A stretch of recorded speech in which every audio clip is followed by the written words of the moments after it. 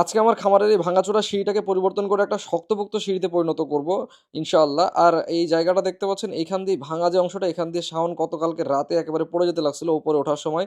তো অল্পের জন্য আল্লাহ আসলে বাঁচাই দিচ্ছে। আল্লাহ যে আসলে কিভাবে বাঁচাই দিচ্ছে এটাই জানি না। কালকে রাতের বেলা অন্ধকারের মধ্যে ধূপ করে পড়ে গেছে।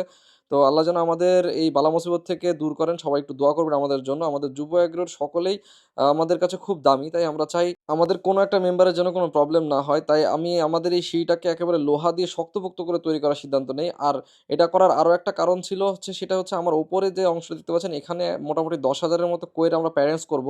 তো এর জন্য আমাদের সিঁড়ি করার দরকারও ছিল, কিন্তু একটু ডিলে করছিলাম কারণ হাতে তেমন একটা টাকা পয়সা নাই।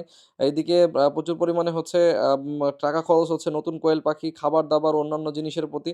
তো সেই জায়গায় ভাবলাম যে একটু কয়েকদিন পরে করি। তো পরে দেখলাম যে না, এত পরে করলে তো আর হচ্ছে না, কারণ উপরে অলরেডি আমার পাখি সেটআপ দেওয়া হয়ে গেছে। তাই আমাদের বারবার তো উপরে উঠতেই হবে। তাই লোহা দিয়ে একটা শক্তপোক্ত সিঁড়ি করে নিচ্ছি। আর এই সিঁড়ি করার পুরো প্রক্রিয়াটা আপনাদেরকে দেখাবো ইনশাআল্লাহ আজকে।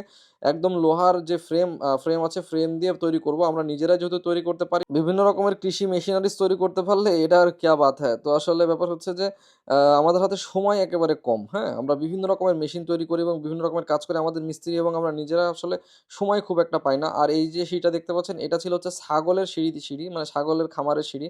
আর সিঁড়িটা এরকমভাবে কাত করে করার উদ্দেশ্য ছিল ছাগল এই খামারের ২ তলার উপরে উঠতো এবং ওখান থেকে আবার নামতো। তো নামার জন্য ওই ধরনের সিঁড়ি প্রয়োজন ছিল। স্টেপ সিঁড়ি হলে কিন্তু ছাগলের উঠতে অসুবিধা হয়। তাই আমরা কাঠ দিয়ে এরকম সিঁড়ি তৈরি করেছিলাম। কিন্তু এখন আমাদের ছাগল খামার যেহেতু নাই, আমরা যেহেতু দেশি মুরগির খামার করেছিলাম, তখনও এই সিঁড়িটা দিয়ে কাজ চলতেছিল। কিন্তু এখন আর হচ্ছে না। এখন আমাদের কোয়েল পাখির খামার করার জন্য বাইরে যেহেতু সিঁড়িটা ছিল, তো ওইখানে কোয়েল পাখির খামারে আমরা বারবার উঠানামা করা লাগবে। সিঁড়িটা ড্যাম হয়ে গেছে। রোদ, বৃষ্টি, ঝড় এটার উপর দিয়ে গেছে। তো ওইটার জন্য আসলে এই সিঁড়ির কাঠগুলা ড্যাম হয়ে যাওয়ার পরে আসলে আমাদের সিঁড়িটা মানে ভেঙে গেছে। তো এখন ওই ভাঙা সিঁড়ি তো আর চলবে না। আর দেশি মুরগিগুলাও অনেক পরিমাণে হয়ে গেছে। দেশি মুরগির জন্য আমার উপরে ওঠা লাগবে বারবার। দেশি মুরগির খামারেরও কয়েকটা সেটআপ আমরা উপরে দিব। তো এর জন্য আসলে আমাদের এই খামারে সুন্দর একটা ভালো একটা সিঁড়ির প্রয়োজনীয়তা ছিল।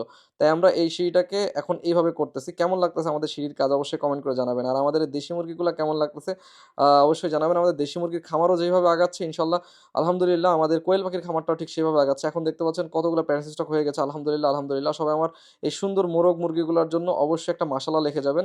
আ যেন আল্লাহ আমাকে আবার সেই পরীক্ষা না নেয়, যে পরীক্ষা এর আগে আমি দিয়েছি বার্ড ফ্লুতে, এই পরীক্ষা যেন না নেয়। এবং এই লোহার সিঁড়িটা শক্তপোক্তভাবে করছি কারণ যেন আমাদের এটা দীর্ঘস্থায়ী হয়। সিঁড়ির কাজ মোটামুটি শেষ। এখন শুধু রং করার বাকি। আগামী কোনো একদিন সময় বুঝে রং করে দেব। আর যেহেতু সবকিছু আমাদের পুরাতন ছিল বাড়িতে, তাই আর দাম নিয়ে কোনো কথা বলছি না। দেখা হবে আগামী ভিডিওতে। ধন্যবাদ। আসসালামু আলাইকুম।